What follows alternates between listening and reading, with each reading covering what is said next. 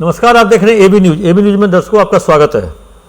कहे जो पटेल भवन में जनता दरबार रोज लगता है और पहले 1 घंटे का होता था, अब 4-4, 5-5 घंटे का जनता दरबार लग रहा है।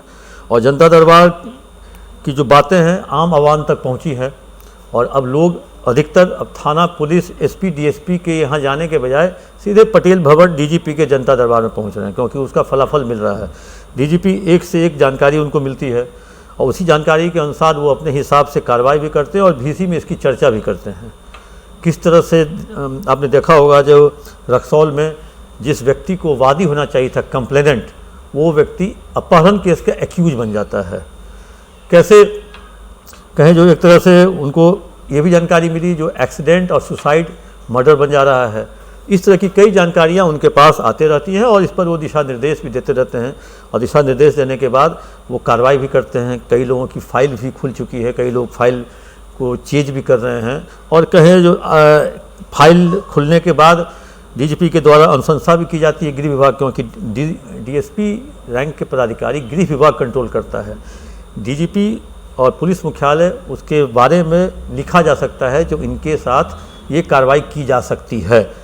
उन्होंने एक डीएसपी के बारे में लिखा जो उसको सस्पेंड किया जा सकता है, वो है रक्सौल डीएसपी धीरेन्द्र कुमार। धीरेन्द्र कुमार की कहानी दर्शकों आपको पहले ही बता चुके हैं, जो किस तरह से एक व्यापारी को बहुत शॉर्ट में एक व्यापारी का उसके अकाउंट से 50 लाख रुपया गबन होता है और वो गबन उनको पता चलता है नहीं है, क्योंकि बैंक अकाउंट था मोबाइल से लिंक और जैसे ही फ़ोन पे पैसा आता था तो वो इनका जो मुंशी था, इनका जो अकाउंट जो देखता था वो उसके अकाउंट पे चला जाता था। वो नंबर किस तरह से ट्रांसफ़र करवाया था बैंक में, तो इस 50 लाख रुपया इन तक नहीं पहुंचा। जब ये एफआईआर करने गए तो उस कर्मचारी ने अपना अपहरण का केस अपने मालिक पे ही डाल दिया, जो एफआईआर करने गए थे, जो हमारा पैसा गबन हुआ।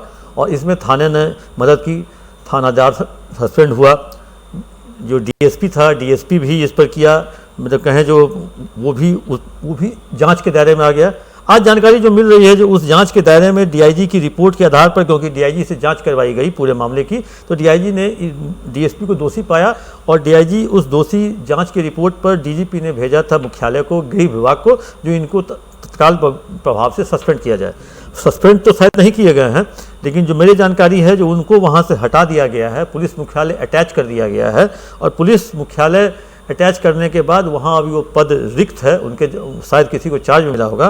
तो इस तरह की घटना जो अभी रक्सौल डीएसपी कहे, जो अभी कई तरह के डीएसपी हैं। एक डीएसपी पे आरोप है, सारण रेंज के हैं, उन पर भी प्रोसीडिंग की फाइल चल रही है। 5 मामलों में वो मतलब 5 मामले पाए गए हैं डीआईजी के द्वारा जांच में। 5 मामले में ज़मीन माफियाओं को मदद पहुँचाने का आरोप मुख्यालय को लिखा गया है रेंज के द्वारा, डीआईजी के द्वारा, और वहाँ से शो कॉज भी हुआ है। यही है, एक तिरहुत के एक डीआईजी हैं, माफ़ कीजिएगा डीआईजी नहीं है, तिरहुत में एक डीएसपी हैं और उसके खिलाफ भी एसपी ने मुख्यालय को लिखा है, जो इनके द्वारा आचरण, इनका जो भ्रष्ट आचरण है, ये इनका आचरण सही नहीं है, ये इनके बारे में काफ़ी शिकायतें हैं और इसकी जानकारी मुख्यालय को दे दी गई है। एक मिथिलांचल के एक डीएसपी हैं, उनके खिलाफ भी वहाँ के डीआईजी के द्वारा लिखा गया है और उनके खिलाफ भी फाइल खुल गई है। और कहें जो एक तरह से पूरे मामले में 5 डीआईजी अभी तक 5 से 6 डीआईजी के खिलाफ फाइल खुल चुकी है और लगभग उन सभी पर कार्रवाई आज न कल होगी और ये संख्या बढ़ भी सकती है। एक बहुत इंटरेस्टिंग है, पहले इस डीजीपी से पहले कुछ डीएसपी पर कार्रवाई हुई थी, फाइल खुली थी, उसकी जांच हो रही थी, जिसमें से 3 डीएसपी को बेदाग घोषित कर दिया जा चुका था, मतलब इस रीजन से पहले, इस टीम से पहले। उसमें से 3 डीएसपी की फाइल खुल चुकी है फिर से, जो आखिर कैसे इनको बेदाग साबित किया गया, उस बेदाग को दाग साबित करने में दाग उनका कैसे मिट गया, इसकी जांच फिर से हो रही है। और ये 3 डीएसपी की फाइल आखिर ये बेदाग कैसे हो गए, क्योंकि ये सब इंस्पेक्टर से डीएसपी बने, इसमें एक डायरेक्ट डीएसपी हैं, एक सब इंस्पेक्टर से डीएसपी बने और सब इंस्पेक्टर से लेके इंस्पेक्टर के दौरान लगभग जहाँ जिस जिले में उसकी पोस्टिंग हुई उस व्यक्ति की, कमोबेश वो एक न एक बार सस्पेंड जरूर हुआ, दरोगा के टाइम में भी, इंस्पेक्टर के टाइम में भी, और वो सस्पेंड जरूर हुआ। आखिरकार डीएसपी बना। डीएसपी में भी अभी फील्ड में उसकी पोस्टिंग है, उस पर जांच चली, वो जांच चली है, वो भी जो जानकारी मिली है जो वो भी बेदाग साबित हो गए हैं। दर्शकों को नाम अभी नहीं बता रहे हैं, क्योंकि नाम बताने के बाद सबकी पोल खुल जाएगी और हमारा टेलीफोन भी हम भी परेशान रहेंगे।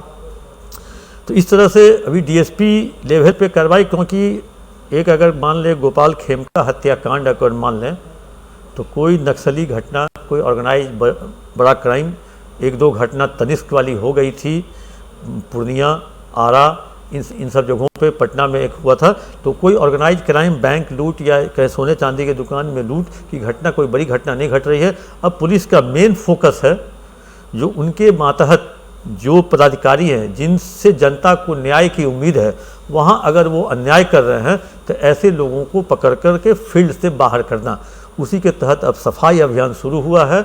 इसको कह सकते हैं जो पटेल भवन का सफाई एक्सप्रेस, और आगे ये चुनाव तक चलेगा, ये चुनाव के बाद भी चलेगा, क्योंकि ये टीम चुनाव के बाद भी रहेगी। और अभी एक तो है जो ट्रांसफ़र पोस्टिंग में जो जद्दोजहद चल रहा है, उस जद्दोजहद के साथ डीजीपी ने साफ तौर पर 2 बार सभी डीएसपी को बुला करके जो काउंसलिंग हुई, जो कोर्स हुआ, उसमें साफ तौर पे एक लाइन वो ज़रूर बोलते हैं, आप पोस्टिंग कहीं से भी किसी से भी करा लो, रगड़ेंगे हम ही। और इस वर्ड के साथ डीजीपी अपना भाषण बंद करते हैं। तो दोस्तों, आप देखते रहिए एवी न्यूज़। कैसा लगा आप अपना कमेंट बॉक्स पे जाकर जरूर दें।